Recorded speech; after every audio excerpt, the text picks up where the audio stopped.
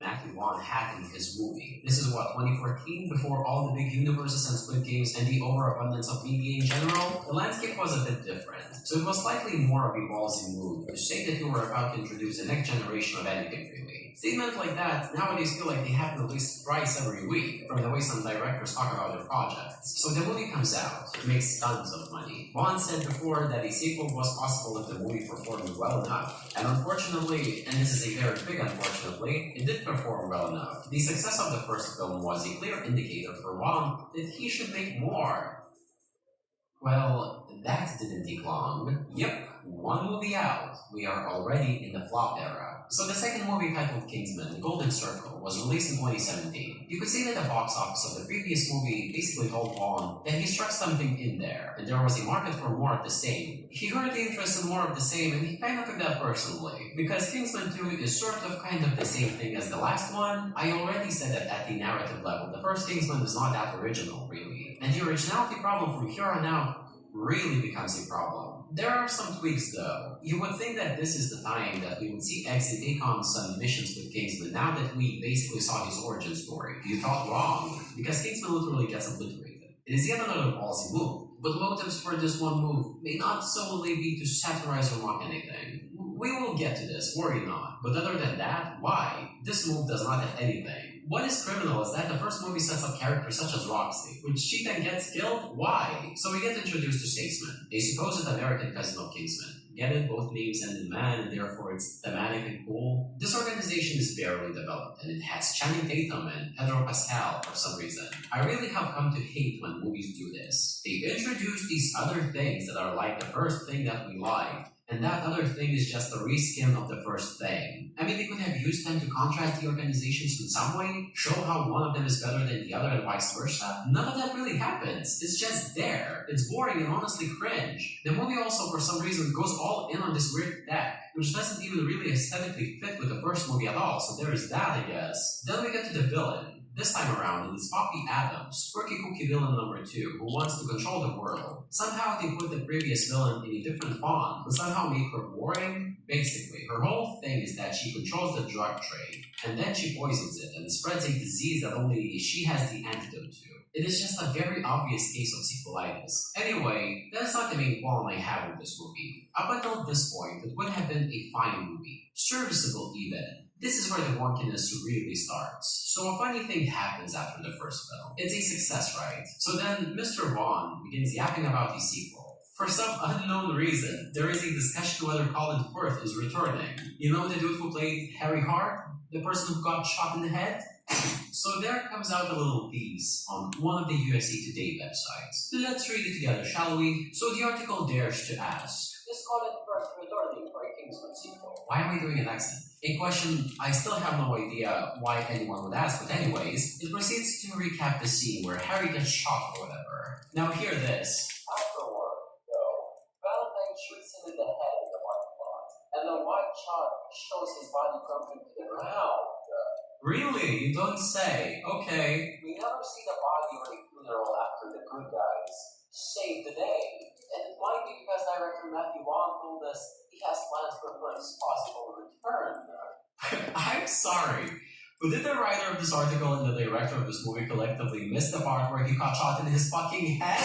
What do you mean we didn't see the body after the good guy saved the day? Oh, and the best part comes right after, since Vaughn had something to add to this Pulitzer-winning article. A lot of people are very upset that Colin might not be in the sequel, but I'm coming up with ideas at the moment. If people like it, it's in America. I've got a feeling we'll figure out a way for having Colin back. I don't get paid enough for this. I would like to meet these people who are very upset that Colin might not be in the sequel, because anyone with any common sense wouldn't be in the category of a lot of people that are very upset that Colin might not be in the sequel. So then the person behind the Kingsman comics decided to speak up, and he said, that's the conversation everyone's having right now, because part of what made that movie work is Colin.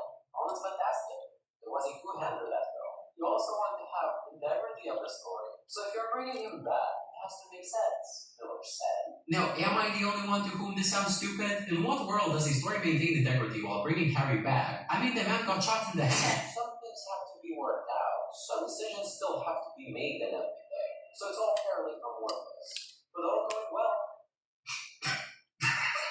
It's funny because there was a lot of conversations like that. Like keep having evil brother calling with a mustache, or is he a ghost, or whatever.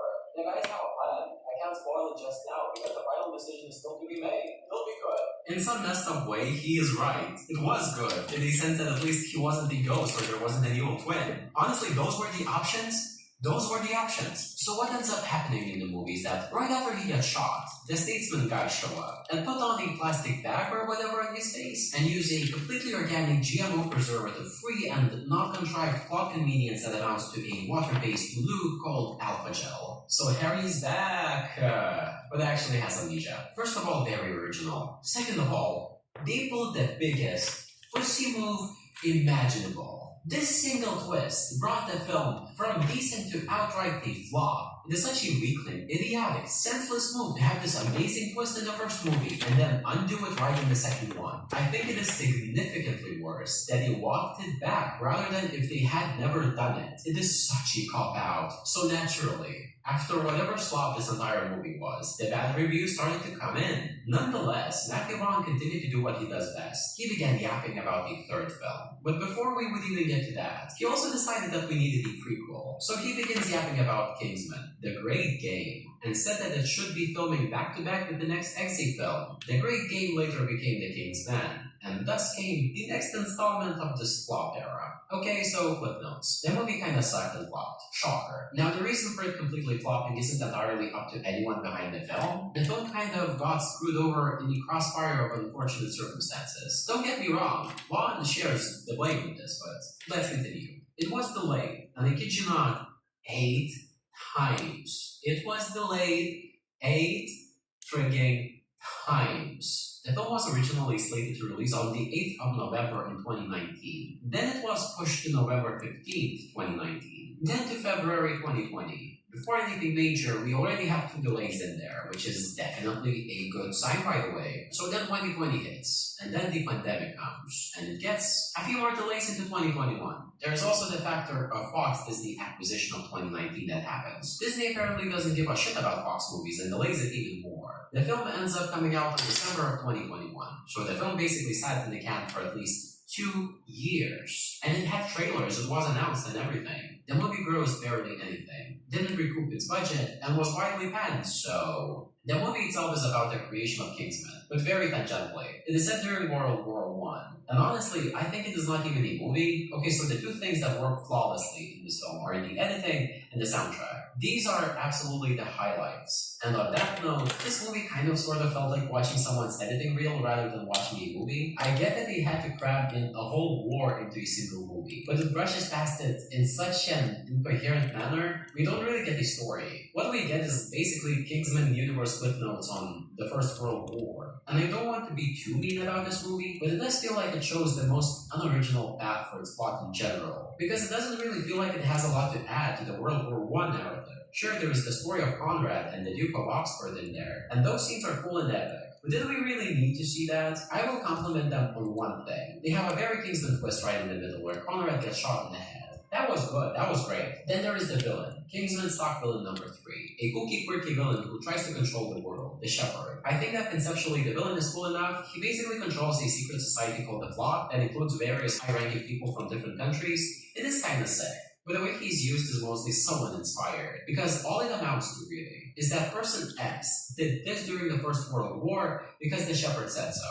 Again, nothing of substance is being added. The twist reveal is that the Shepherd is just some Scotsman who really hates England and wants to use a world war to destroy it.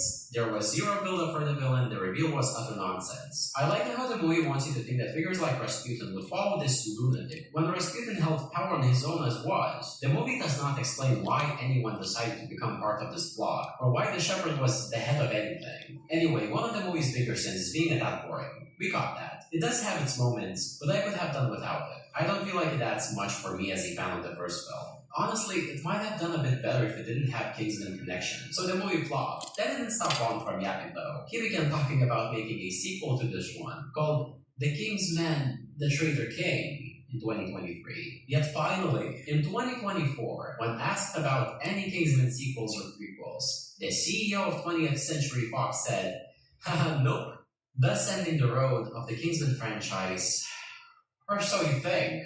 Now, before we move on further, there is a question that keeps lingering over me. Why do people like Matthew Vaughn? Like, genuinely. The common underlying thread across each of the movies I just touched on is the fact that whether it's in reviews or in trailer comments, people consistently praise Vaughn. Literally, I am not joking. People keep praising him in all the ways they can. Some even go as far as to call him genius, some even compare it to Christopher Nolan. The same praise still continues to this day too. Now the thing about me is that I didn't really know much about him before Kingsman, so naturally I did some research to figure out what the deal was. If you go onto his Wikipedia page, you can see that he has directed 8 films in total. Out of all of them, I had already seen 6. And let me tell you, I didn't see anything that shook me to the core as far as to call the man a genius. The 2 movies I hadn't seen before were Kick-Ass and Layer Cake. So you know what? I watched those too. And here are some thoughts. They were nice. Sure, he has a unique flair. That is fun and cool. But surely that cannot be enough for him to earn the title of a genius. There is an interesting interview where he expresses his approach towards his movies. You do seem to have this kind of inherent obligation just to entertain. It's one of the things I love about your movies. Just how vital is it that audiences have films of this ilk where they can just go into the cinema and just enjoy themselves for 90 minutes or 100 minutes? For me, I think it's the only reason to watch a film. Most of the movies that are nominated for Oscars put me to sleep. They're like TV films, I thought. And not Oscars, for BAFTAs or whatever, but probably get the Oscar nominations as well. But I'm the sort of filmmaker that grew up in the 70s, and I watched Star Wars and Indiana Jones, and I just sat there exhilarated and having the time of my life in the cinema. And I want to continue that tradition. So if you tilt your head a little, you can sort of kind of see why people would cling on to a person like Vaughn. He represents a countercurrent to the perceived Oscar-bait films that can be often too pretentious for their own good. He doesn't make movies that are supposed to have larger messages. He makes things to escape and for people to have fun. He's basically the type of person who appeals to the average moviegoer, or so you would think, because the amount of cognitive dissonance that this man generates sometimes is completely nuts. And he certainly doesn't act different from any other director. Now, there is an interesting interview with the man from 2014, around when the first film was released. Here he is quoted as saying, I wanted to get back to a sense of fun, he explained. The gadgets, just being pure entertainment, not heavy. I think superhero films are going up their asses as well. Marvel, thank God. When I saw Guardians of the Galaxy, I was like, yeah, this is a film that's entertaining. It's taken some risks, managed to make me care about a cartoon and a tree. This is a fucking genius piece of filmmaking. I'm like, how can I be caring and enjoying this so much? Again, the context of this is that the first Kingsman film is about to be released. Early reviews are great, so all the praise is kind of getting to Vaughn's head. It is a bold statement to say that a genre of films are going up their asses, and a bold statement to put out into the world, and you sure as hell have to have the sheer skill to back it up. So a funny thing happens after the first film is released. The success of it gets into this dude's head in a big way. Honest to God, I had never, and I mean never seen someone so aggressively trying to turn something into a franchise. Remember when I said that there might be some additional motives in introducing Statement in the second film? So here's a hot take. They were introduced only to make spin-offs. Because wouldn't you know it, right when the second movie came out, Bud immediately began yapping about spin-offs. I think there's a story in my head which will be finished by the end of the next one. And then after that, then of course, there could be Statesman movies. There could be spin-off character films. The universe could continue with new agents, or Colin could become Parker, or new characters could come in, or new kids get trained. There's so many options. But I also think it's better not to be too greedy. He literally went on to announce the Statesman TV show afterwards. I do not even understand whether he understands what he's saying half of the time. Based upon his own words, you would think that someone in Hollywood finally gets it. Then he proceeds to go on and do the greediest shit imaginable. And by this I am talking about announcing sequels and spin-offs, opening an entire Kingsman store to promote a movie, releasing a mobile video game. The Golden Circle is free to play, offers in-app purchases, and supports online player versus player multiplayer, while the Secret Service is sold as a paid game. Which was a dumb puzzle game that was shut down several months later after careful consideration. And because nobody bothered to play it. The Golden Circle is free to play, offers in-app purchases, and supports online player versus player multiplayer. The man literally was so quick to announce spin-offs and sequels as soon as he got a taste of that box office money from the first one. He has talked about so many plans. It is like this man is just sitting there and throbbing, waiting for someone to ask about what is next in the franchise. And here is this article where he talks about the King's Man. The filmmaker shares dreams for Kingsman 3 and even a potential Statesman streaming series, should the audience demand it. We don't want to get too greedy or too arrogant, think that we can make loads and loads of these. He says, while promoting a prequel that nobody asked for. Good job. The more nervous I make the movie executives, the more I believe in it. I just know it'll be different. I don't know whether it's going to work with an audience, but at least it'll feel that we're pushing the boundaries of filmmaking and doing things a little bit more different than just repeating the same formula. He says, while promoting a film that is just a stale retelling of World War I and was widely panned as boring. Again, good job. This man is just a huge yapper. Being a yapper myself, I recognize another yapper. He talks so much. He kept talking about Kingsman 3 for years. Yet, where is it? No. Instead, he went on to make a prequel to start another series of films. The dude cannot even finish one trilogy to save his life. What happened to shutting up, putting your head down, and simply working instead of constantly showboating? So here's where my main qualms with the man comes in. The things that he says simply do not match up with the things that he does. He keeps talking about how comic book movies have gone up their ass, and what has become of him. It took exactly one good idea for him to become obsessed with turning it into some big franchise. The sheer amount of force he applied to make it happen is laughable. He keeps talking about making movies that the audience demands, yet he either does them in ways that I doubt were demanded, or he makes movies nobody asked for. He might criticize Oscars, but the dude is quite obviously just as greedy as the rest of them. What is particularly agonizing is that he keeps using these grand ideas of audience demand like a shield. Do I even have to say that what the audience demands versus what they should actually get are not always the same thing? So you would think that after the fiasco of the two flops in a row, something would change. Yes, Golden Circle earned cash, but it was not as well received as the first. He would maybe get a grip. That is not what happened. He took a glance at his two little flops and thought, and I will do it again. But worse. So 2021, the year of Jesus Christ, rolls around, and Bond decides to go to Apple. Apple, for some unknown reason, decides to spend $200 million on this new idea that Bond is developing. The cast was packed. The marketing for this movie was bonkers. So they basically said that the movie was based upon a book by an author named Ellie Conway. The book was not even yet released. Miss Conway was absolutely no one. The whole thing is honestly deranged when you reflect on it. At some point, people speculated that Taylor Swift was Ellie Conway, which obviously she wasn't, so they released the damn book ahead of the movie. Some people come out to say that they wrote it, whatever. Then there comes the movie itself. What a disaster. If you're wondering what Bond himself had to say about the movie, well, he said that when I read this early draft manuscript, I felt it was the most incredible and original spy franchise since Ian Fleming's books of the 50s. This is going to reinvent the spy genre. You have to admire the lack of any self-reflection. What can I say? Did I watch the movie? Yes. Do I want to talk about it? Honestly, no. Just go watch any of the other videos that came out back when it was released. I have nothing to add to the discussion besides agreeing that it was bad. What's way more interesting is the approach that Bond takes with this entire ordeal. Argyle, as I said, we've got the book coming out, we'd love to do the book next, and we have an Argyle 2 planned. So there is a universe, and what we're trying to do with Marv is sort of, Marvel to superheroes, we want to be the spies as well. So we've got Kingsman on the right, let's say, Argyle's on the left, and then we've got an idea for something in the middle as well. And then we've got these sort of competing franchises in a galaxy that one day might meet.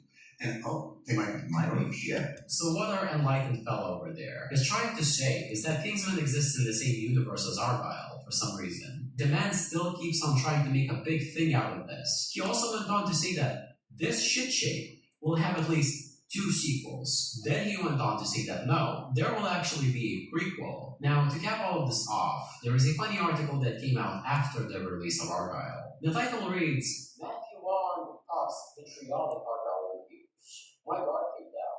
We didn't make Citizen Kane, but fucking hell. Then the reviews came out and I'm like, wait, what have I done to offend these people that I represent? Listen, I get it. The reviews really were harsh. Everyone had it out for this one movie, and not always for very valid reasons, but certainly not the majority. And then he proceeds to say that my guard came down on Argyle, Waldfeld Empire. We have done best screenings that have gone fantastically well. Proof? The premiere was a really fun time. It was like going back to the Snatch days where there was such excitement, and I started drinking the Kool-Aid. Did you really think that people were going to be honest with you to your face on the premiere night? The article also elaborates that he had a hard time believing the critical reception, even though going to movie theaters to watch the movie again. I thought, maybe I've lost the plot now. It did rattle me, he said. I'm genuinely scratching my head about that. Because you can't ignore it. It wasn't like just a few bad reviews. And you would think that this would be a nice little moment in his little character arc that he would finally reflect. You wish, pal. You wish. Plus, one never knows how attitudes will change. We're doing very well, extremely said. People are liking it. Nothing would make me happier than making another one. I'm getting texts saying, wow, those reviews were fucking harsh. The more we can get people to watch Argyle, the more chance we make another one. I'd love to make another one. We've got it planned. Well, he said that last time with Kingsman, and do I need to say more? And he thus threatened to release another movie in the post-credit scene of Argyle. So what is the moral of the story? Well, capitalism kinda bad.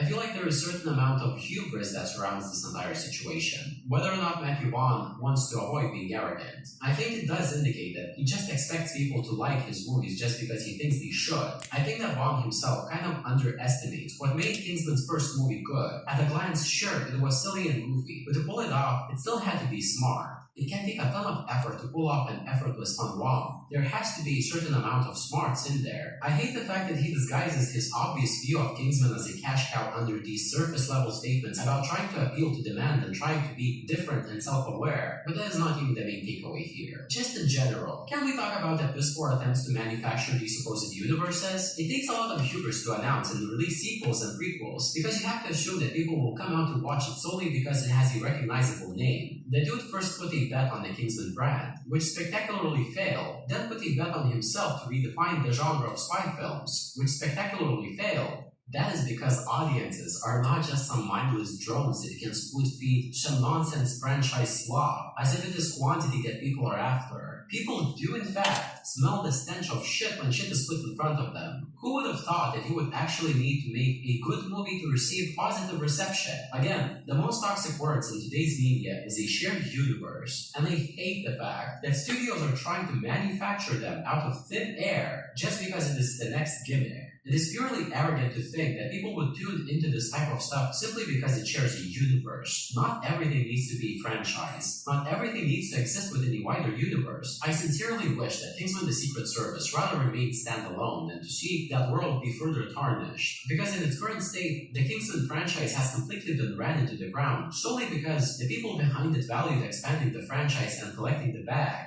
rather than creating a compelling narrative. But hey, what do I know?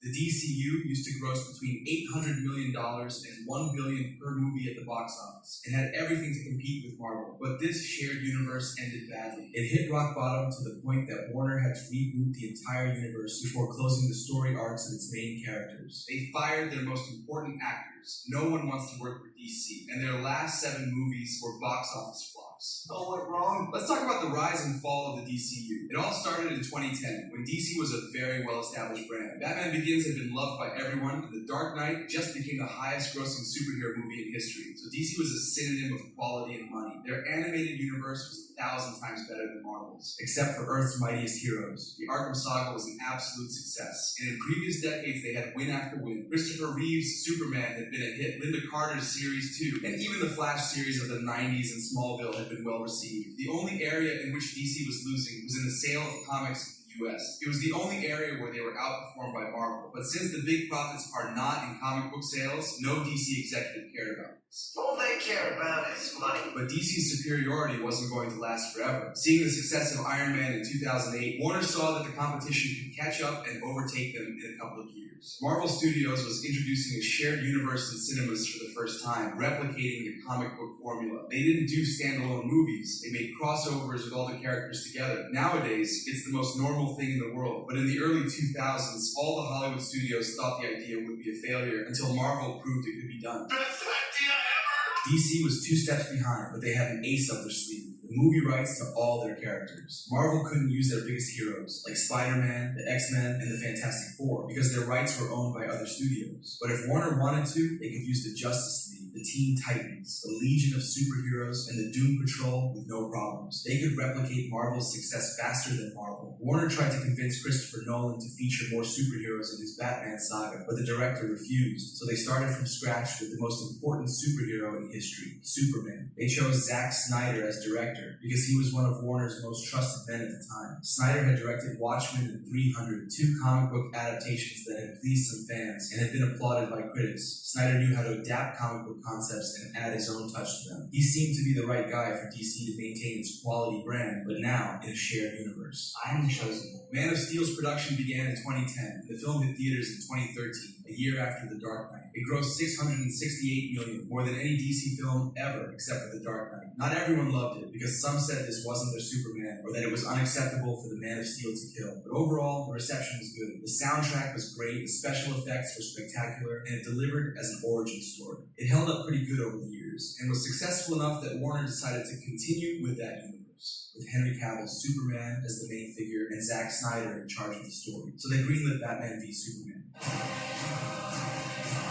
This film's announcement at Comic-Con in 2013 was crazy. It would be the first movie crossover of the two biggest superheroes in the world, and it would include nods to The Dark Knight Returns, one of the best Batman comics ever. Many had doubts about Ben Affleck's casting as Bruce Wayne, because his version of Daredevil had been awful, but the level of hype surrounding Batman v Superman was superior to that of Avengers 1.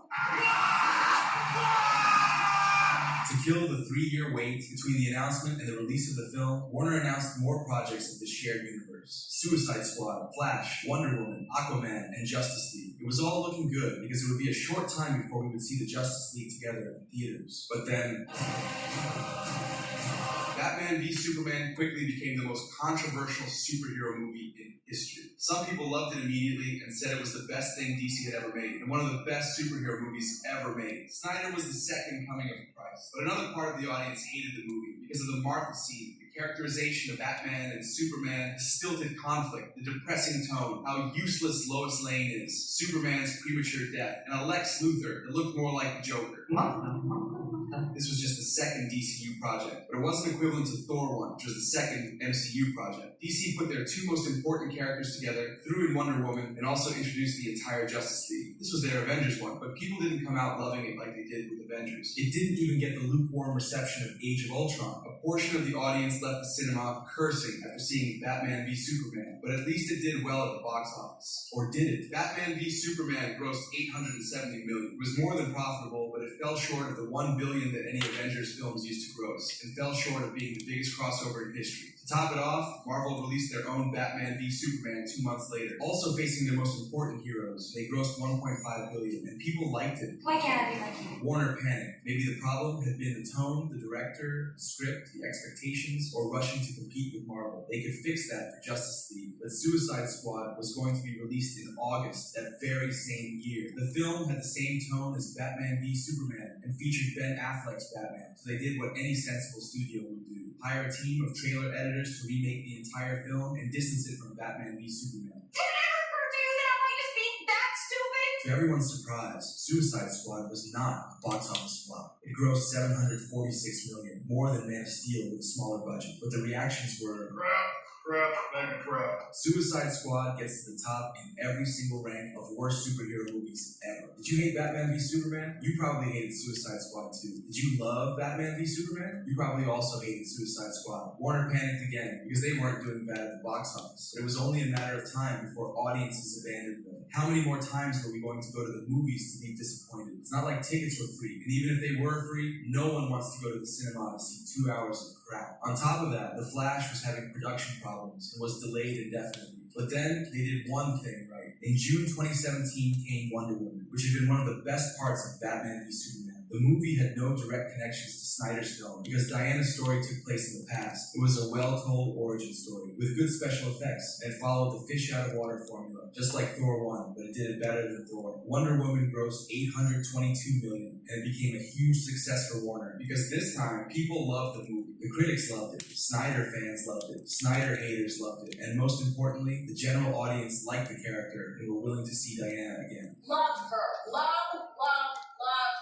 It's as if Warner had gone back in time to late 2013, when the audience had hopes for the DCU, and everyone wanted to see a crossover after the success of Man of Steel. That suited them just fine, because after Wonder Woman, they were going to release Justice League. That movie had to do well, no matter what. They had a second chance, and they blew it. Despite the Batman v Superman controversy, Warner kept Snyder as the director of Justice League and went ahead with their plan. Zack wanted to make 2 Justice League movies, in which Superman would be revived. Darkseid would attack Earth and control the Man of Steel, and finally, the heroes would defeat the villain. However, they didn't shoot the 2 films at the same time, as happened with Matrix Reloaded and Revolutions. They were going to make 1 film at a time, something that already showed that Warner didn't have all the faith in the world in this project. I don't trust you. Still, the script was ready, Snyder was in charge of filming, post-production started, and we saw a first preview at the 2016 Comic-Con. But then, the director had to abandon the project due to the death of his daughter. This is where all the conspiracy theories start. Some believe that Warner used this tragedy as an excuse to push Snyder aside, because they didn't trust his vision for the DCU. Justice League was going to have a similar tone to Batman v Superman, so the studio feared that the reactions would be similar to the ones in 2016, and they tried to change everything on the fly, like they had done with Suicide Squad. Something familiar about all this. And I'm sure you've noticed something doesn't add up.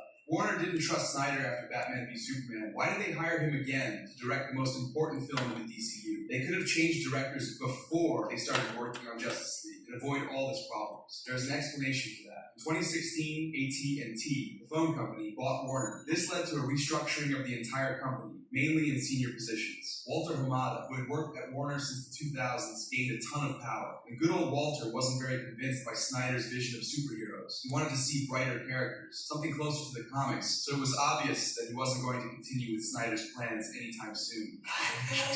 There's no way of knowing if Hamada and company took advantage of the tragedy in Snyder's life to pivot, or if they were going to do it anyway. What we do know is that as soon as Snyder was out of the project, they brought in Joss Whedon, director of Avengers 1 and 2, and Jeff Johns, one of the most important comic book writers in recent history. They were going to finish the post-production of Justice League, and everybody keeps saying the same thing, that this was a mistake, because they shouldn't have replaced Snyder. But what did they want Warner to do? Snyder didn't sprain his ankle. He had just gone through one of the most traumatic situations a person can go through. No one knew if he would ever direct again, and if he did come back, he could be able to do it 5 years later. Warner couldn't hold up production on Justice League indefinitely. They had already released a trailer, announced a release date, booked theaters, and got fans excited. They were going to lose hundreds of millions of dollars if they waited indefinitely. I want my money back. As insensitive as it sounds, it made sense to replace Snyder, because this wasn't an independent B-movie project. But that doesn't mean they got it right. Instead of simply finishing post-production, Joss Whedon made reshoots for 2 months. The goal was to change the tone of the film to make it more family-friendly, and also to leave out any promise of Justice League Part 2, because Warner wanted to restructure the entire DCU. They weren't planning on calling back Zack Snyder to continue the story. This turned out like crap. Joss Whedon told Warner that he needed more time to remake the film the way the studio wanted, but Warner didn't want to change the dates, so the end result was a Frankenstein monster no one liked. The shift in tone didn't work, the reshoots felt out of place, there were several unresolved subplots, the story of the Russian family felt shoehorned in, and the special effects were half finished. The only redeemable thing about this movie was seeing Superman being a hero, something Henry Cavill himself said he really liked. That's my hero. Too bad we also saw him with a CGI-covered mustache. Justice League grossed $657 million, the worst box office result of the entire DCU up to that point. Something twice as serious, because it had also been the most expensive project. Everybody's reactions were horrible, comparable to what happened with Suicide Squad, but in this case, the repercussions would be much worse. This was DC's most important film, and people hadn't liked it one bit. It's as if Avengers 1 had been a failure at the box office and audience reception. The MCU would have died in Phase 1. The following months were terrible because Ray Fisher, who played Cyborg, denounced Joss Whedon for labor abuse. Gal Gadot also complained. Warner fired Fisher. Whedon was canceled on social media. Accusations were shot from all sides. Jeff Johns was caught in the crossfire. There was a power struggle at Warner. Ben Affleck said he wouldn't be Batman again, and it seemed like things couldn't get any worse. The DCU should have been dead in 2017. The DC has more lives than a cat. In 2018, they released Aquaman, which had been filmed in 2017. Being a sequel to Justice League, it had everything to be a flop, but Warner had to release it anyway, because they already had finished the movie.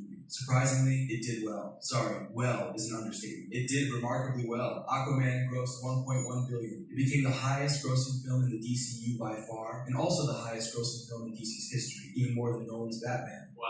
There wasn't a lot of hype around the movie, and critics thought it was so-so.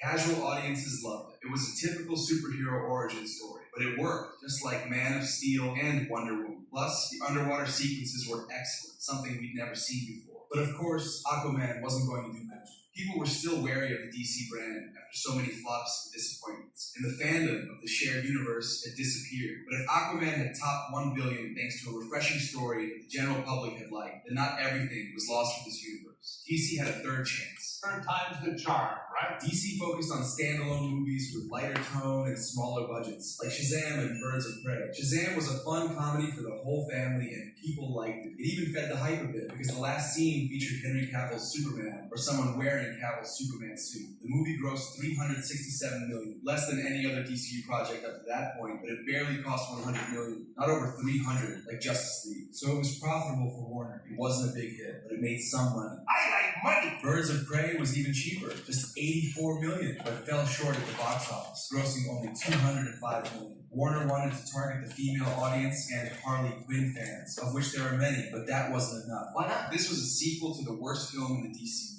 It was obvious that people wouldn't want to go to the cinema to see Birds of Prey, because they still had the bad taste in their mouths from Suicide Squad. Also, a month after the premiere, the pandemic started, and cinemas all over the world were closed. Bad luck. Wonder Woman 2, the sequel to one of the most successful films of this universe, was supposed to hit theaters in June 2020, but the apocalypse complicated things.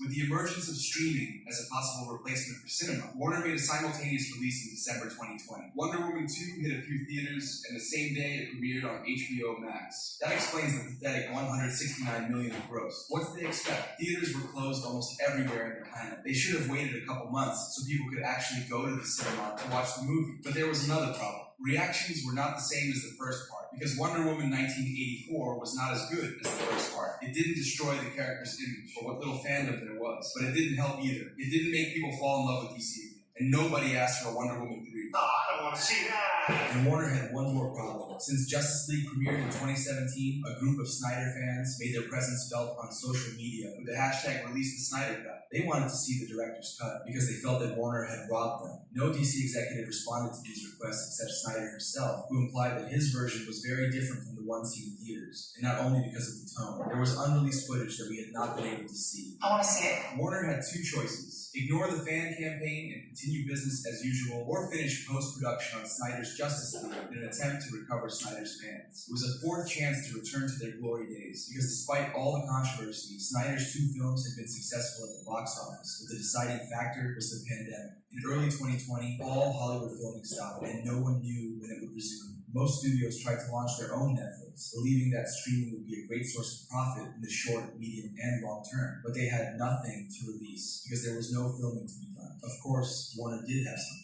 There was an entire film that had already been shot, with a director who wanted to finish the job, and a fan base that wanted to see it. A fan base that was doing free promotion for Snyder's Justice League and would surely subscribe to HBO Max. So Warner's listened to the fans. They invested another $70 million into Snyder's Justice League to finish post-production. And in March 2021, the director's cut came to HBO Max. I got what I wanted. Snyder's Justice League was a hit. It became the fourth most watched film on streaming in 2021 and had a much better reception than the theatrical version. Even some Snyder